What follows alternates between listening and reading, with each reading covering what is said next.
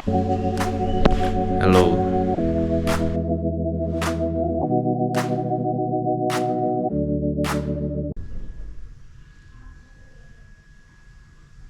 आज लक्ष्मी पूजाको second day. आज फुल डेको ब्लग हाल्छु म। मोटी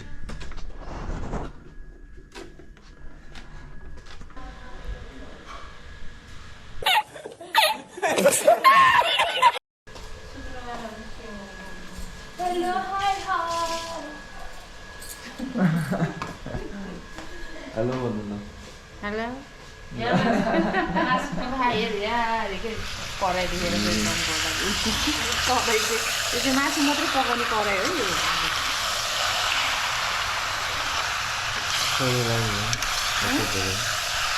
बेलुकासम्म ल हुन्छ खाइदिनु न हाम्रो नि चिया चिया आमाको त मलाई पो आउला के भन्न चाहनुहुन्छ हजुर? मेरो घाउ चाँडै सन्चो होस् भनेर चाहन्छु भन्नु न मेरो चाँडै सन्चो छ नि चाहन्छु फेरि सन्चो गरेर दिन्छ भनेर सन्चो नि भएको भए त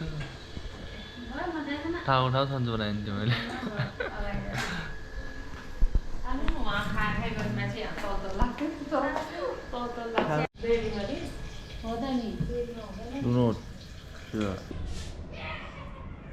आफ्नै खिचेर बस्यो नि लाग्छ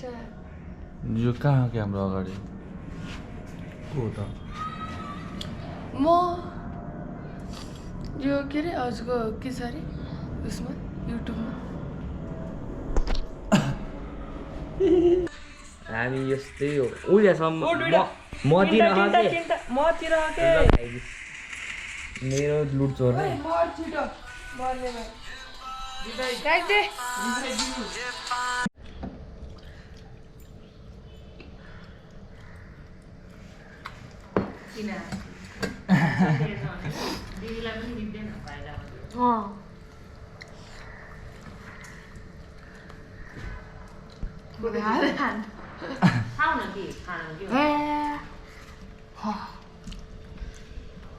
मोटे एकदम भन्छ नि दुब्ले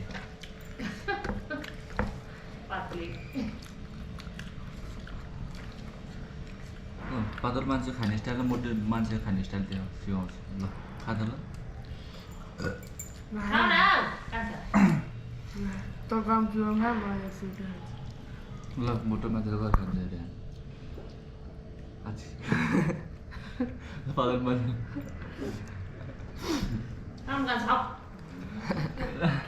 गरेर खायो भने भुक्दै भुक्दैन कि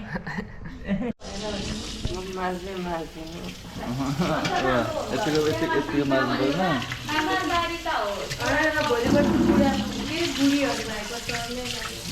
बुढी पाल्दो भयो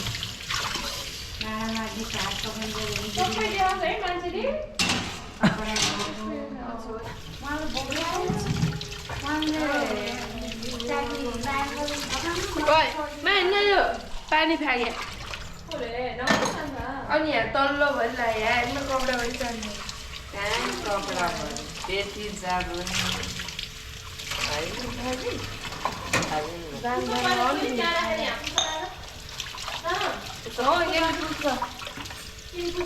पानी फ्याँके भाइ बहिनी भएपछि मैले त गर्नै पर्यो ल यतिको हुनु परेन मैले माझा हुनु पहिला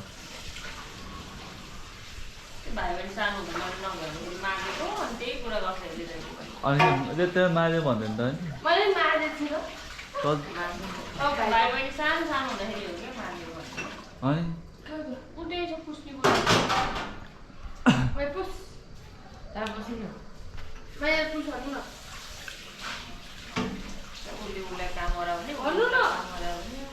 मम्मीले खाने हो जसले बुझ्नु छिटो बुझ्दैको बाबु मलाई मार्दैछु कि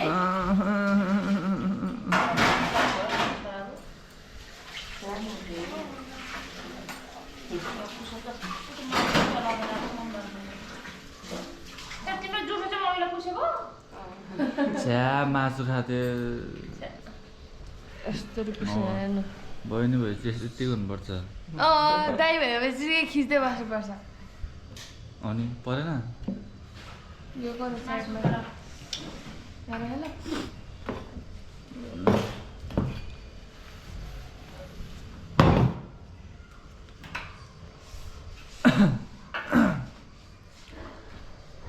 यो दाल के हुनु खाने हो कसको भाइको ल पानी बान नि त तिम्रो खोइ त्यो ल उ खोइ त काटा खोइ त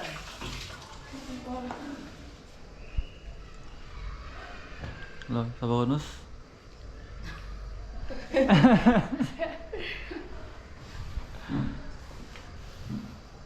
अनि भएन है हजुरले सिक्नु भयो घोडा टेकेर गर्छ कि मेरो छोरीले तल घोडा फोहोर होस् नहोस् थाहा छैन उसलाई कि फेरि घोडा जस्तो होस् A few moments later.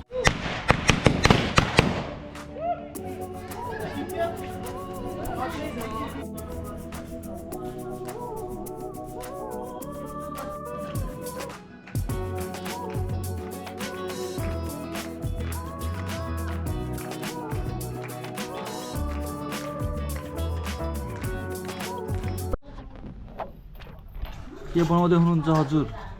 हामी बनाउँदैछौँ सेलरोटी ल मोटीले ब्लग हान्ने रे मोटी म यो हजुर के छ युट्युबमा सन्देश श्रेष्ठ होइन सन्देश श्रेष्ठको बहिनी अनि यहाँ हुनुहुन्छ सन्देश श्रेष्ठको मम्मीहरूलाई कस्तो लाग्दैछ त रोटी बनाउँदै रोटी निन्दो लाग्दैछ त्यही नि भोलिको लागि बनाउँदै हुनुहुन्छ भित्र कुरा गर्दैछन् यता भ्लगर साहब तात्ले एकछिनपछि अब टक लगाएर सेलरोटी बन्दैछ सेलरोटी त खै त तेलमा तातिरहेको तल गरिरहेको उदय भिन्थुना खै यता ल्याउनु म यसो भन्नु के नि नेवार्ने भएपछि के भन्नुभयो नुदय भिन्थुना म पूजा त गरिन्न ओइ कस्तो मिलेको भए नुदय भिन्थुना म पूजा त गरिन्न अब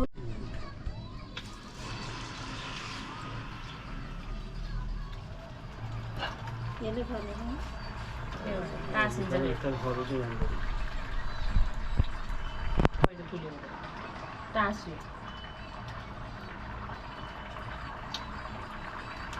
तेल फरेन टाँस्यो होइन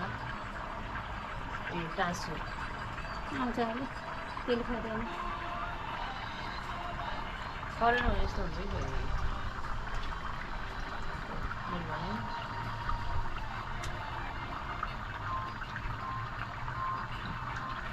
कि तातो उस भएपछि आउँछ होला नि अब रोटी पोल्नु त चारपट्टि चाहिन्छ कि यो त गोलो र घुमिहाल्दैन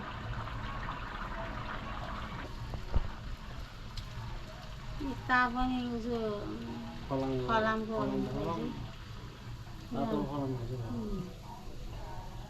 चारपट्टि भ्याट त बस्ने खालको चाहिन्छ कि मलाई यो चित्त बुझिरहेको छैन कि ताई राम्रो छैन बेजी त नगर्न है बाबु यस्तो नराम्रो सेलरोटीको यो के हालेको डुनोट जस्तो फेर्नेको यहाँ राम्रो होइन रोटी चाहिँ मिठो हुन्छ तर डुनोट जस्तो भयो कि भयो हुन्छ अलि बढाउनु मिल्दैन आऊ किन भनेको माथिसम्म आहा झ्यार गरेर मैले त्यत्रो सानो ठाउँमा त कति मजाले पकाउँथेँ ए त्यस्तो भयो झन्डै भयो समात्नै नमिल्दाखेरि है टाँसो गऱ्यो भने त कसरी पकाउनु हौ अब त माथि आउनु पर्ने हो नि त ल हेर्नु न टाँसेको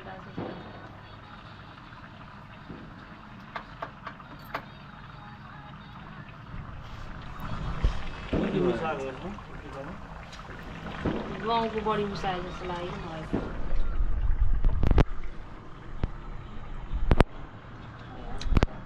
मैले त्यही भनेर त्यो उसो के अरे अन चामल दिएर हाल्नु हुँदैन भने त्यहाँ अन चामल दिएर हुँदैन भन्नु भने गाउँको हाल्यो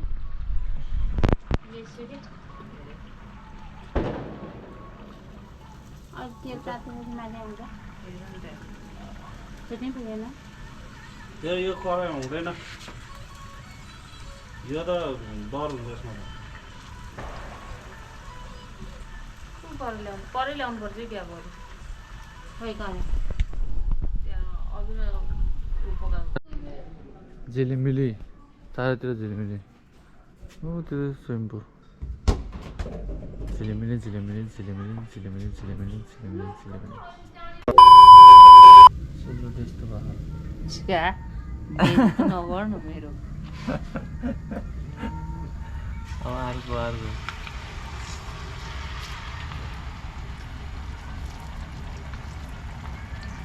यसले भएन यसले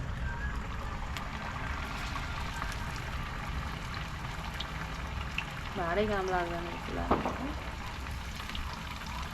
भयो नि त है पिठोले गरेर वेट पिठोमा वेट भयो तल त्यो हाल्ने बित्तिकै तल गयो त्यो है तल गएर टाँस्यो जस्तो हो कि पानी हालेर अलिक पातलो बनाउनु न पानी पातलो भएर अब गएर गर्नु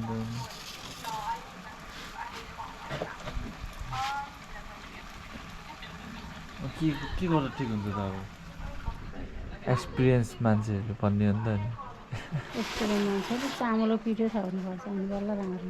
हो चामल पेट फर्क अरे अब त्यसो आमालाई मात्रै बनाइदिनु न त आज त्यो बनाउँदैछु त अब यो पनि कतिको राम्रो हुन्छ हुँदैन भन्ने होइन यस्तो के निस्कियो मुखले पुगेन पिठो त्यस्तो मिसाएर कहाँ हुन्छ त्यही त पिठो मुसाएन त त्यही त भन्दै तपाईँले कस्तो मुस्की पिठो आफ्नो हात यस्तो अनि के अरू मुख त गर्न पकाएको हो नि त्यो के अरे त्यो कुको पिठो थप्यो नि त्यसले गर्दा म छिन् भिज्नुपर्छ कि यो पिठो त है